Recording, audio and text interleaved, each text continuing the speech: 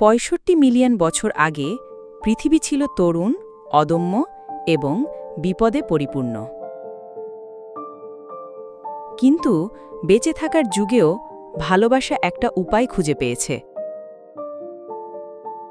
তিনি করুণাময় ছিলেন, সাবধানী ও শান্ত।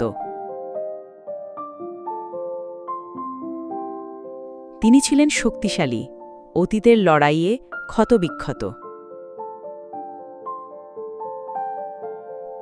আর সেই এক মুহূর্তে দুটো হৃৎপিণ্ড এক হয়ে স্পন্দিত হতে লাগল।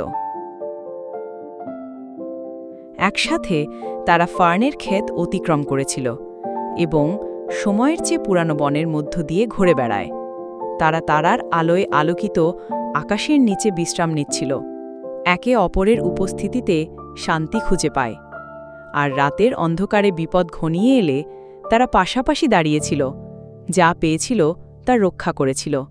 কিন্তু ভালোবাসা শুধু কোমলতা নয়, এটা সাহস। ঝড় উঠল, আর সেই অন্ধকার থেকে বেরিয়ে এলো তাদের দুজনের চেয়েও বড় এক দানব। তারপরেও তারা দৌড়ায়নি, ওরা একসঙ্গে দাঁড়িয়েছিল। দাঁতে দাঁতে হর্ন, ক্রোধের বিরুদ্ধে শক্তি।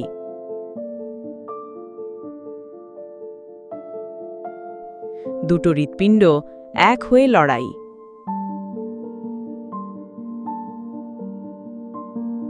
ঝড় কেটে গেল, জন্তুটা চলে গেল।